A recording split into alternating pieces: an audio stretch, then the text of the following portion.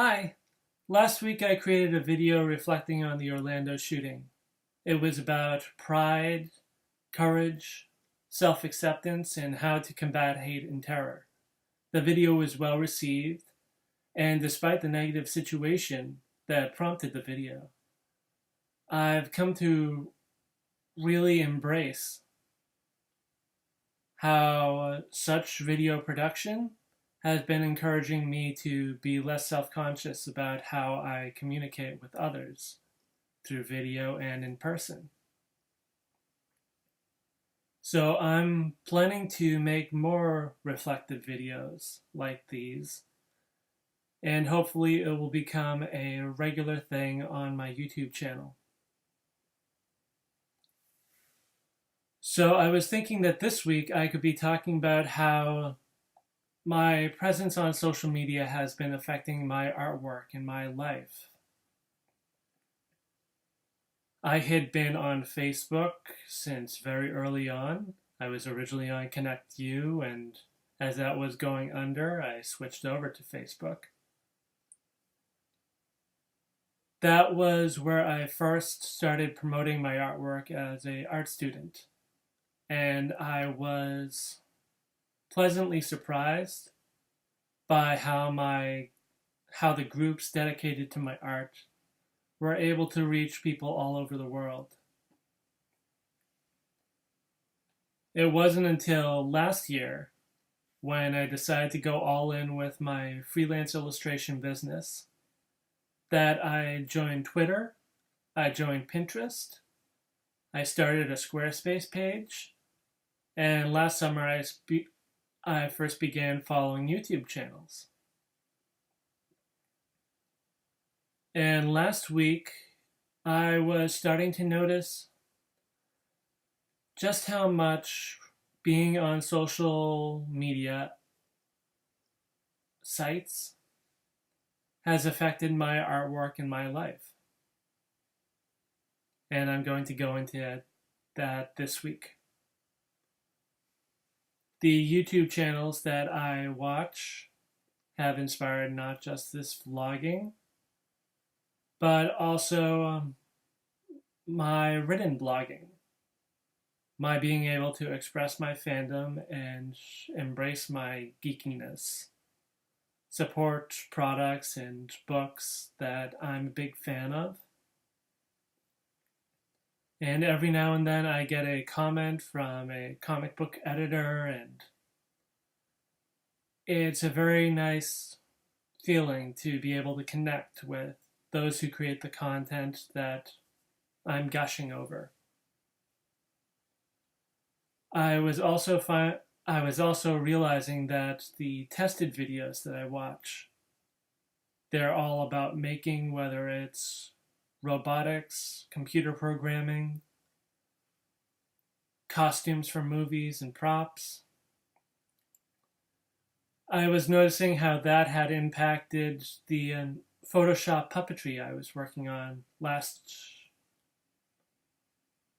Wednesday or Tuesday.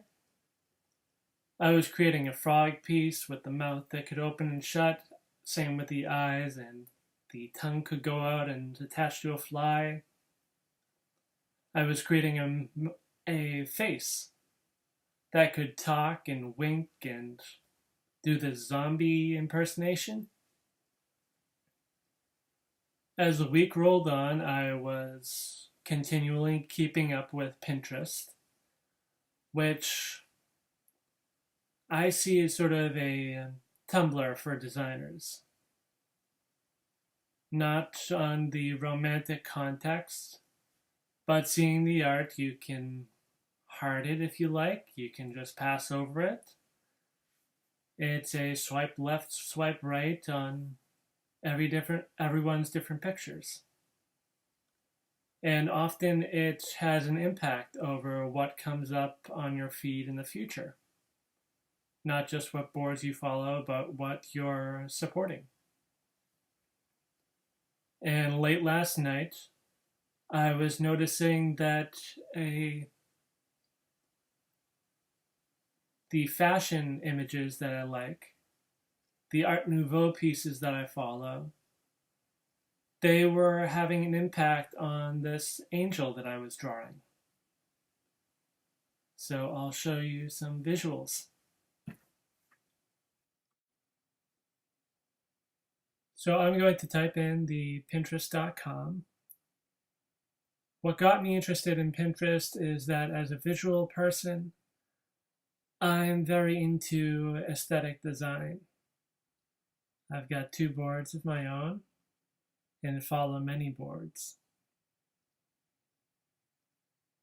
I'm drawn to cartoons, some fashion, food, cute pictures of animals.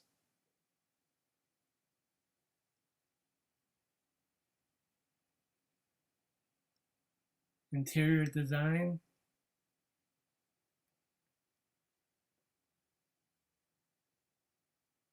And as I go through this about daily, I like having the feeling of being able to click on photos that I like, pass through photos that I don't care so much for. I look for most pleasing images, the ones that, in terms of fashion, are dreamlike and portray some elegance and ornate beauty. Well-portioned contrast between different textures and details. Shapes that have a nice flow and contour. I'm not one who wears wedding gowns, but I like to have some say as a visual artist. I also follow some men's designs and annually subscribe to GQ. Lately, I've gotten into an Art Nouveau.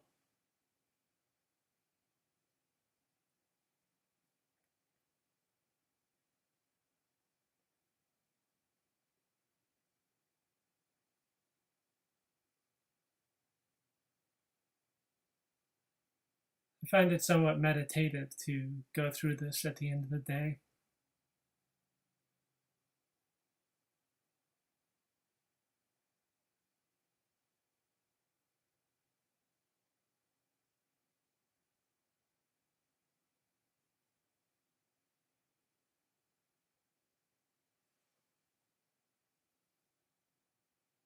So last night, when I was going through a feed of all the different boards that contribute to my Pinterest page, I was inspired to create a drawing of an angel.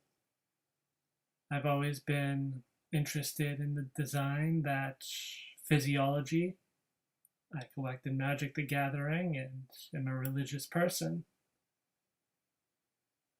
And I created something, some ways inspired by those fashion photos, and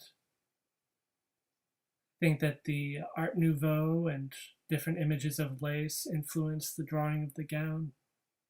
So that's what I was doing late last night. Not all of my interests are that involved with aesthetics, but when I'm looking at those photos, I can be so blown away by the majesty and elegance and beauty of some of these photos, some of these drawings.